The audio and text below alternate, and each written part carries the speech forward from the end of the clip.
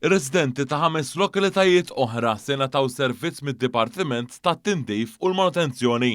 Dan tħabbar mis-Segretarju Parlamentari għall-Indaffa Pubblika Glenn Bedingfield li spjega li d-diviżjoni bdiet tagħti servizz fit-toroq residenzjali f'Taslima u San Ġiljan f'dawn il-jiem waqt li fil-bidu s-sena d-dieħla se jibda nagħta servizz fil-lokalitajiet ta' Żejtun, Il-Mosta u Ħaddingli. Għalina huwa sodisfazzjon kbir li naħdmu jitfit mal-Kunsilli Lokali għax permezz tad-deċiżjonijiet li jieħduma fl-aħjar interess taċ-ċittadini tagħhom inkunu qegħdin naffettwaw il-ħajja tan-nies mod dirett fit-toroq residenzjali illi aħna nintervjenu fihom. Kollox illum qegħdin naffettwaw madwar 250,000 resident f'34 kunsill lokali differenti.